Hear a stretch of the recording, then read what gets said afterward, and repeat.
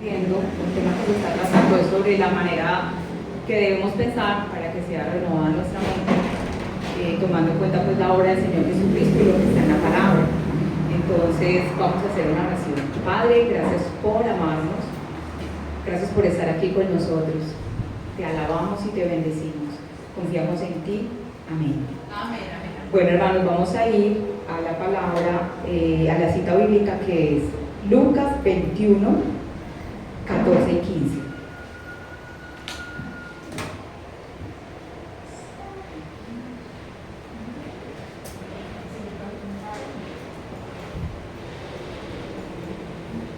Lucas 21.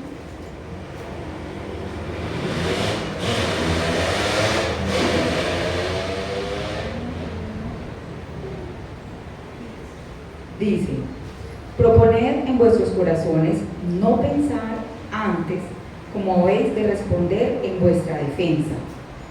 Esta cita bíblica nos está mostrando, está hablando cuando el Señor Jesús está hablando con los apóstoles y les está diciendo que van a suceder unas cosas, pero Él les está diciendo: propóngase a no pensar cómo van a actuar, cómo van a hablar.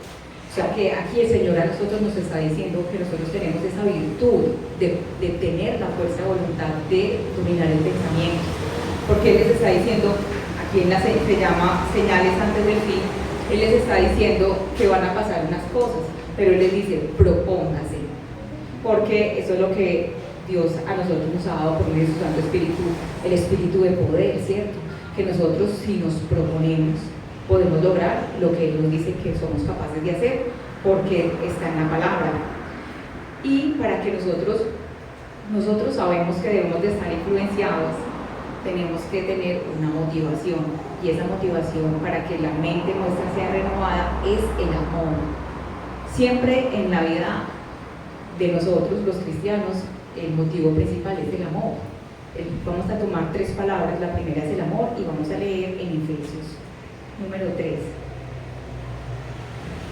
El amor me lleva a pensar en bien. O sea, primero nos damos cuenta que somos capaces de dominar el pensamiento, porque Él está diciendo: procure, no se adelante al futuro. Prácticamente es lo que le está diciendo a los discípulos y que nos dice a nosotros: no se adelante en cómo va a ser y qué va a hacer, porque Él va a estar con nosotros y nos va a dar la manera de hacer las cosas.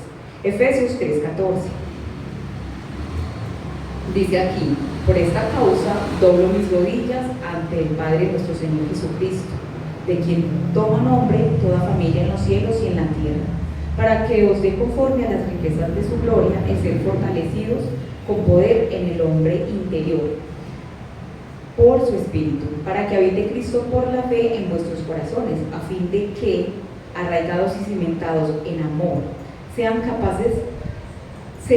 plenamente capaces de comprender con todos los santos cuál sea la anchura, la longitud, la profundidad y la altura, y de conocer el amor de Cristo. Entonces acá hay dos tipos de amor. Uno, el amor, porque el apóstol Pablo está diciendo: yo doblo mis rodillas para que ustedes puedan estar cimentados en el amor. ¿De qué manera? Por el poder del Espíritu Santo, dándole fuerza al ser interior que cada uno de nosotros tiene. Recordemos que el mismo apóstol Pablo decía que en el hombre interior él se deleitaba en la ley de Dios, o sea, internamente en su espíritu él se deleitaba en la ley de Dios. Y aquí él mismo está diciendo: para yo poder estar cimentado en amor, porque recordemos cuando en Esdras están haciendo el templo, están reconstruyendo pues, el muro, están reconstruyendo Israel. Primero hacen el cimiento, porque así es en la construcción. Primero se tiene que acabar, hacer un hueco profundo, poner ahí las vigas de metal, y luego se le echa el concreto y ahí sí edifica. O sea, para yo poder edificar, yo tengo que estar cimentada. Pero para yo poder estar cimentada en amor, yo necesito un poder divino que me lo da el Espíritu Santo, un poder interno que me lleva a mí a obrar el bien. Mire, hermanos, cómo es importante el amor y cómo es necesario que nosotros entendamos que si yo quiero tener una mente renovada, yo necesito amar. Y como él está diciendo: yo doblo mis rodillas por ustedes, y nosotros vemos que el amor del apóstol Pablo se manifiesta no solamente que iba a predicar, sino que él rogaba por la iglesia. ¿Qué es lo que nosotros también debemos hacer? Rogar, porque él aquí dice, yo estoy doblando mis rodillas, voy a leerlo aquí. La causa por la que el apóstol Pablo doblaba sus rodillas era para que Dios nos dé en el ser interior nos dé el ser fortalecidos en el hombre interior por su espíritu. Así habite Cristo por la fe en nuestros corazones, cimentados en amor. Nos permite comprender el amor de Cristo, así estar llenos de la plenitud de Dios, y eso se obtiene orando, porque un asunto es estar cimentados en el amor, que es esa fuerza que nos lleva a servir, a perdonar, a pasar por alto la ofensa, a caminar la otra milla, a poner la mejilla. Eso es el amor. Pero el amor de Cristo, o sea, yo necesito saber, yo necesito tener esa fuerza divina para servir, porque el amor se manifiesta en el servicio, para yo poder entender el amor de Cristo, que es un amor de sacrificio, que es muy diferente, porque Él está diciendo que usted y yo, o sea, si nosotros llegamos a comprender el amor de Cristo, que es un amor de sacrificio, tendremos plenitud en Dios, que esa es la meta que nosotros debemos anhelar. Para yo poder cambiar mi manera de pensar, yo necesito amar. ¿Por qué, hermanos? Vamos a leerlo aquí en unas citas bíblicas. Vamos a leer 1 Corintios 4:7.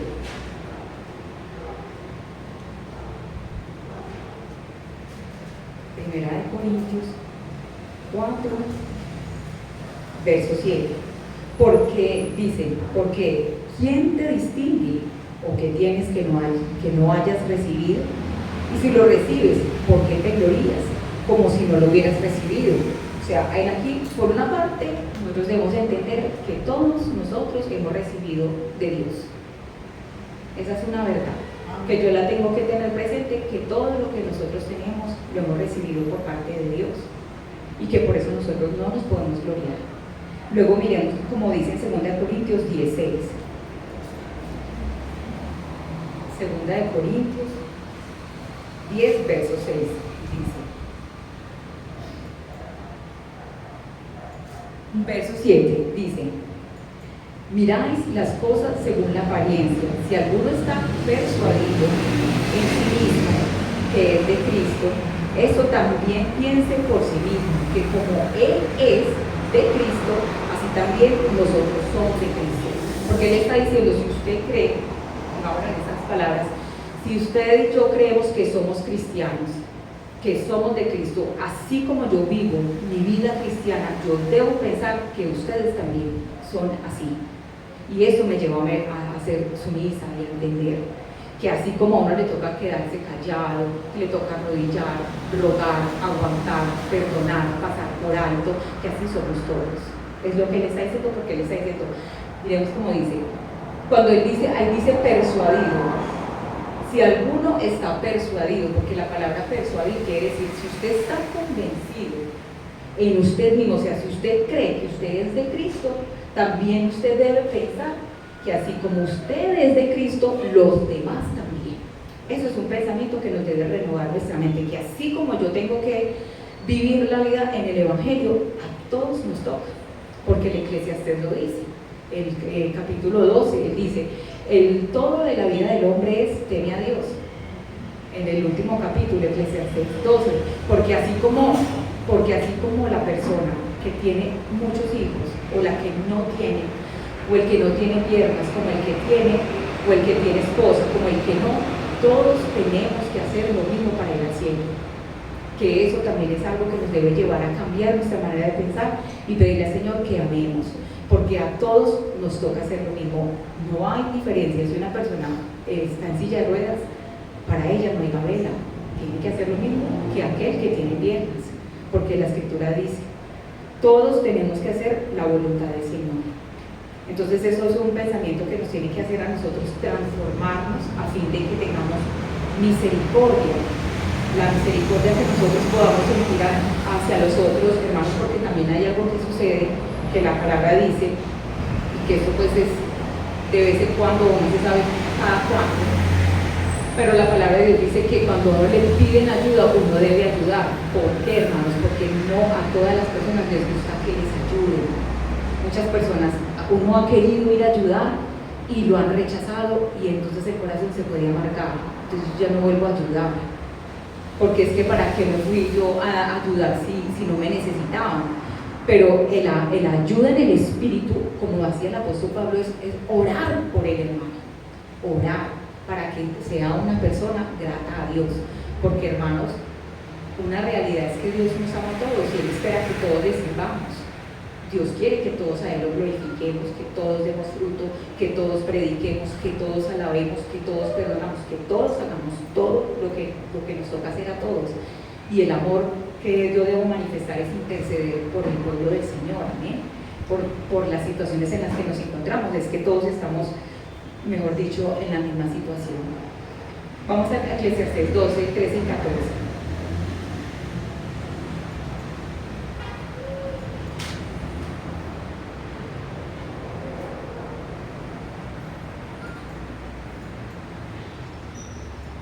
Porque de todas maneras, ahorita lo dijimos, pero me parece bien que lo leamos. Dice: el fin de todo el discurso oído es este: teme a Dios y guarda sus mandamientos, porque este es el todo del hombre. Porque Dios traerá toda obra a juicio juntamente con toda cosa encubierta, sea buena o mala, para todos. Entonces, al yo saber esta verdad, yo debo entender, nosotros debemos entender que tenemos que respetarnos. Porque en el libro de Corintios, miremos 1 Corintios 13, él dice que nosotros, en algunas versiones dice a medias, porque realmente así nosotros en esta vida, ante lo espiritual, es a medias. Nadie predica perfectamente, nadie canta perfectamente, no hay iglesia perfecta, porque es a medias, porque el conocimiento y conocer a Dios es algo que es imposible. Él nos manda a pedirle al Señor que lo conozcamos, pero nadie puede conocerlo totalmente.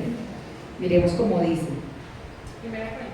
En 9, verso 9, dice 13:9. 1 Corintios 13:9 dice: porque en parte conocemos y en parte profetizamos, mas cuando venga lo perfecto, entonces lo que es en parte se acabará. Y esa es una realidad que también nos debe hacer a nosotros caer en cuenta, que por eso yo tengo que pedirle al Señor que fortalezca el ser interior mío para que yo ame al otro, porque el otro está igual que yo, el otro es igual a mí. Sí, aunque hayan tantas filosofías y pensamientos, todos somos iguales ante los ojos del Señor. En la Escritura, lo único, hermanos, que maravilló al Señor Jesús fue la fe del centurión, no más.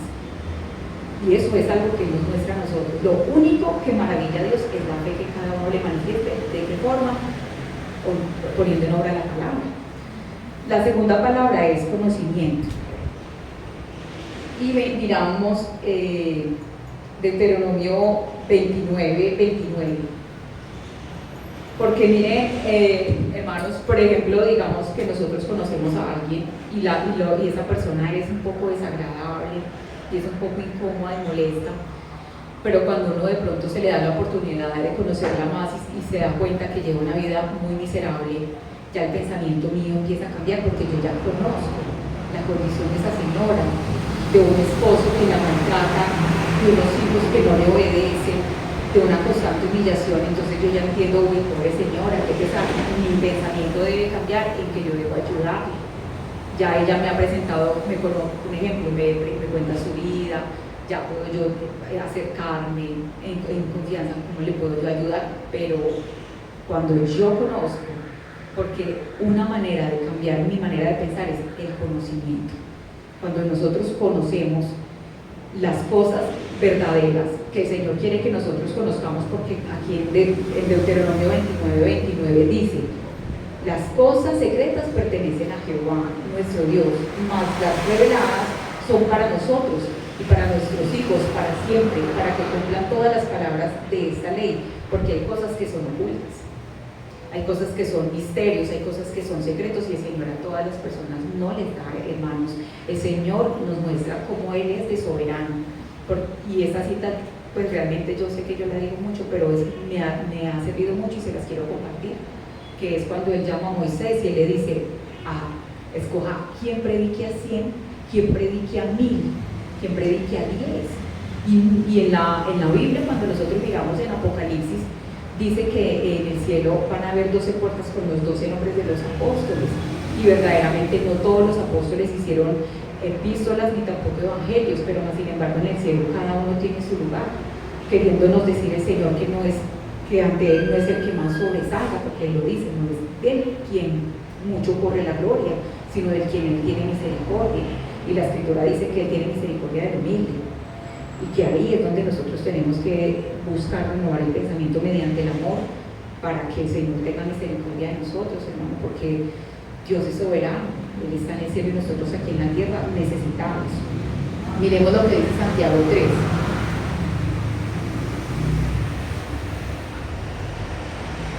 Santiago 3, verso 1 y 2 dice: hermanos míos, no os hagáis maestros muchos de vosotros, sabiendo que recibiréis mayor condenación. Porque todos ofendemos muchas veces. Si alguno no ofende en palabra, este es un varón perfecto, capaz también de refrenar todo su cuerpo. Porque mire que ahí dice todos ofendemos. Por eso nosotros deberíamos de ser bastante misericordiosos, bastante compasivos. No es necesario ser afectuosos en la melosería.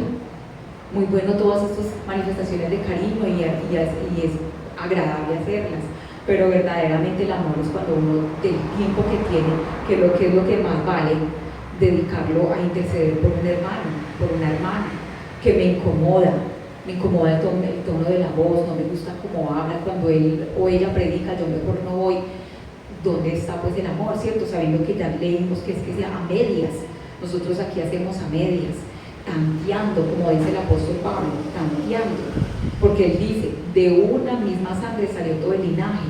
Entonces, al nosotros tener este conocimiento de la igualdad y de la necesidad que todos tenemos, necesitamos pedirle al Señor que nos fortalezca internamente para que tengamos amor los unos por los otros. También, hermanos, nosotros dentro del conocimiento es muy importante pedirle a Dios que nos permita conocer más sobre el cielo, porque ese es un lugar donde nosotros nos vamos a ir a vivir, y en la Escritura hablan del cielo y hablan de un lugar maravilloso, y que el Señor nos perdone, porque es un lugar que de alguna manera uno lo abandona y se concentra mucho en lo que pasa aquí en la tierra. Nosotros en nuestras oraciones debemos pedirle que nos revele más de ese lugar en donde no habrá problemas, donde hay personas, por ejemplo, yo les digo, yo tengo dos personas muy cercanas a mí que se fueron a vivir a otro país, o ellas no hablaban de otra cosa sino de eso. Empezaron a estudiar el idioma, a conocer los lugares a donde iban a llegar, qué se comía, o sea, una investigación, una inteligencia, y eso lo podemos hacer nosotros con la Biblia, indagar más sobre el reino de los cielos para que pensemos más en el reino celestial, porque es que eso fue lo que el Señor Jesucristo vino a mostrarnos, ¿cierto? El reino celestial, un lugar donde nos dicen que allá no habrá llanto ni dolor, donde uno, pensando el reino de los cielos, que es un lugar de perfección, que es el rico tesoro de Dios, que es un lugar donde las calles son de oro y el mar es cristalino o de cristal, donde nosotros vemos que Elías, cuando vemos que viene un caballo en fuego, cosas extraordinarias, que nosotros vemos que a Ezequiel fue llevado a la ciudad en el espíritu, que también un hombre se le presenta la mitad en llama, cuando él está, Ezequiel capítulo 8, que él está con los ancianos, esos elementos extraordinarios. Nosotros debemos pedirle al Señor que nos revele más del reino de los cielos para pensar en ese lugar, porque nosotros nos vamos a ir a vivir al cielo, y a veces parece que como que no importara. Miren, hermanos, la palabra de Dios dice que cuando Él dice que el Señor Jesús fue recibido en gloria, cuando Él asciende en la nube, Él es recibido en gloria. Así el Señor a nosotros nos está esperando también para recibirnos en gloria, en júbilo, en gritos de alegría, de victoria, porque Él nos está esperando, y Él dijo que no iba a volver a tomar la vid hasta que llegáramos nosotros. Él nos está esperando con gozo, con esperanza, con fiesta, porque también la Escritura en el Salmo dice que con trompeta, batiendo palmas, y que eso es lo que también nos está esperando a nosotros, hermanos, y que si nosotros nos ponemos a pensar más en este glorioso momento de estar con Jesús, de poder gozar de esa grandeza, de ese reino que no tiene fin, y que así como la palabra dice que el infierno es un tormento, y que todo lo que tenga que ver con tormento lo podemos asemejar al infierno, que asimismo el reino de los cielos es un lugar de reposo. Todo lo que usted se imagine que es reposo, eso es el cielo. Y que ahí es donde nosotros tenemos que esforzarnos a pedirle, Señor, revéleme más del cielo, para que yo invierta más tiempo en mi meditación y en mi pensamiento en ese lugar donde voy a pasar la eternidad, porque nosotros vamos a pasar la eternidad en un lugar precioso, en un lugar maravilloso, en un lugar donde no necesitaremos luz de nada, porque el mismo Señor Jesús es el que nos va a iluminar, donde allá nadie se va a preocupar por nada. Allá hay unas casas que nos están haciendo, que ya no las hicieron y que cuentan con nosotros, porque el alabanza dice, porque tú eres mi Dios en los cielos y en la tierra, porque Él ya da por sentado que nosotros vamos a estar allá. Entonces, hermanos, que el Señor nos ayude para que en nuestras oraciones le pidamos a Dios más, que nos revele más sobre el reino de los cielos, para que nosotros podamos meditar más sobre ese lugar. Miremos en el libro de Proverbios 12:20. Proverbios 12:20.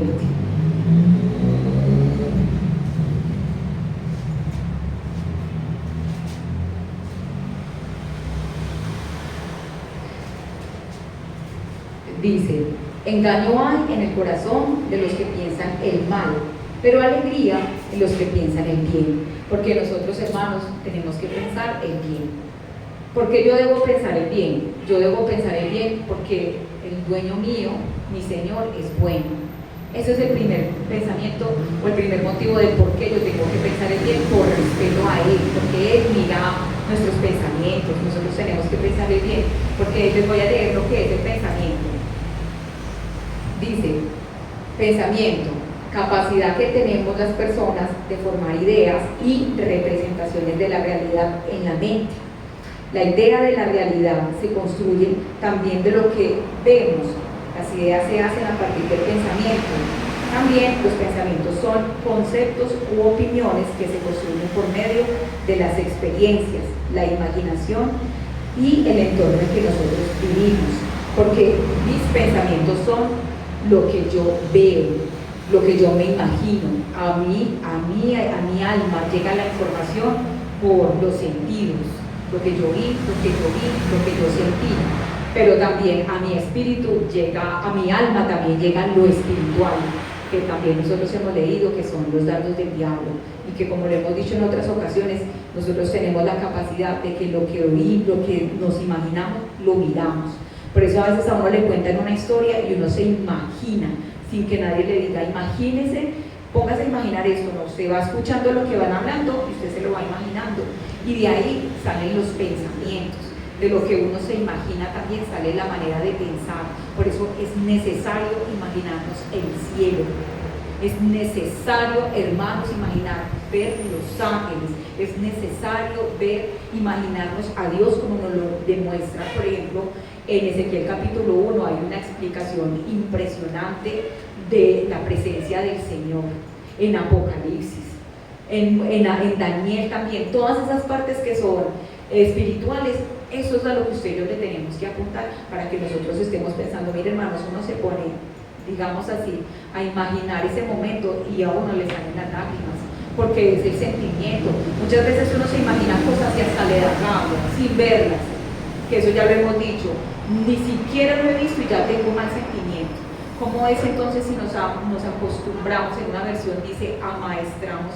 Si nos amaestramos, nos acostumbramos a estar pensando en el reino de los cielos, que es para donde yo me voy. Como les decía a las compañeras que se fueron a vivir a otro país, todo el tiempo pensaban en llegar a ese lugar. Estaban estaban muy bien informadas, y lo primero que hicieron fue aprender el idioma, que eso es lo que a nosotros nos toca, que el idioma es la palabra, ¿cierto? Nosotros tenemos que estar convencidos que nos vamos a ir a vivir al cielo. Miremos Proverbios 14:22.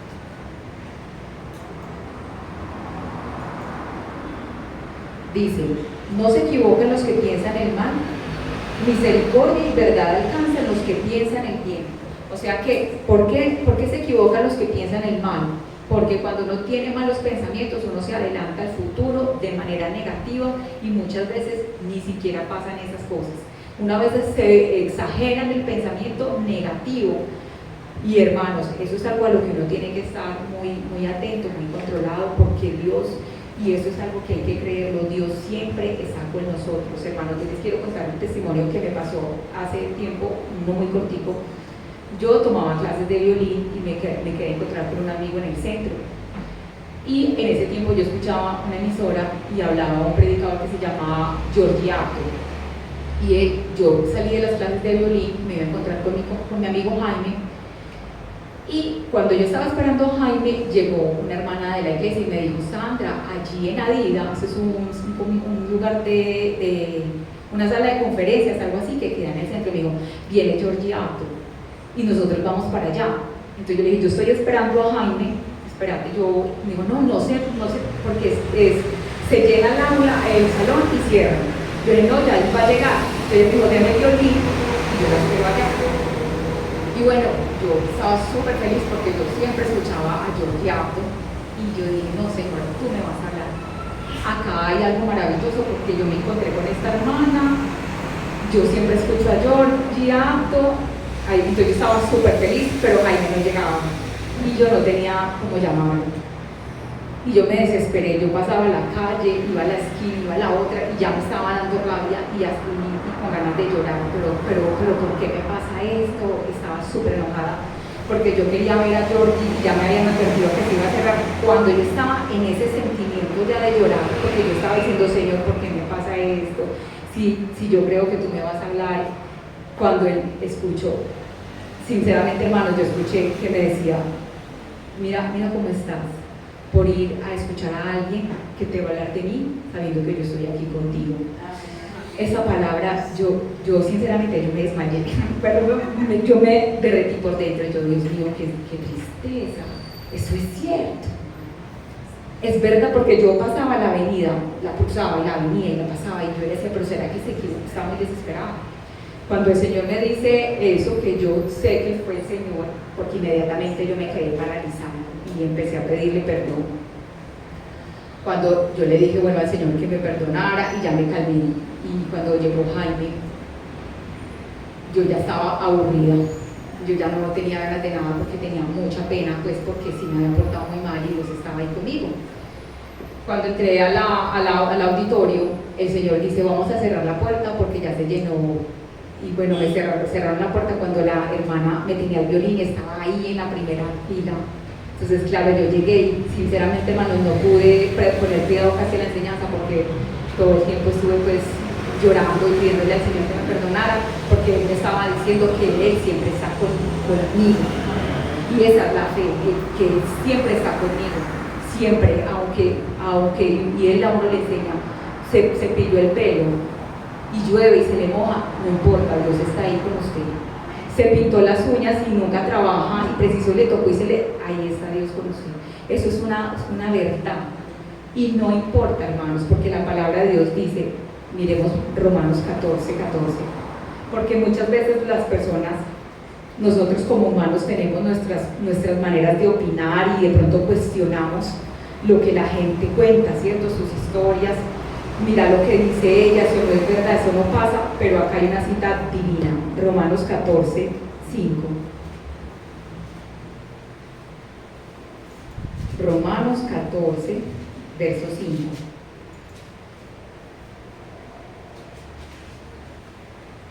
Uno hace diferencia entre día y día, otro juzga iguales todos los días. Cada uno esté plenamente convencido en su propia mente. Cada uno está convencido en su propia mente. Usted está convencido que Dios le habla a la madrugada, así es. Usted está convencida que sale de su casa sin orar y de pronto se lleva un susto, así es. Usted está convencido que Dios le habla, así es, porque Él está dándonos esta libertad. ¿Usted cree que yo le hablo? Sí, Señor, así es. Y es así, hermanos. Cada uno esté completamente convencido en lo que piensa. Yo por lo personal pienso que Dios me habla porque si Él me habla, Señor, esto que está aquí en mi mente, te pido por favor que me lo muestres en la Biblia, porque no puedo decirle a la gente que es que Dios me dijo. Pero muchas situaciones he tenido y muchas experiencias muy preciosas que creo que Dios me está diciendo, quiero. Miremos ahí mismo en Romanos 14.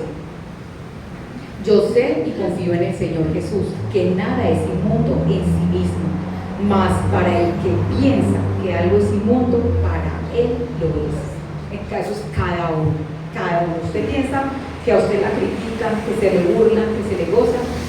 Hermanos, ya sabemos que todos tenemos defectos, que yo no le voy a cambiar el defecto al otro, pero sí le puedo pedir al Señor que tenga misericordia, porque el único perfecto es el Señor, y por eso Él dice, lo único que cubre los pecados, los defectos, los errores es el amor.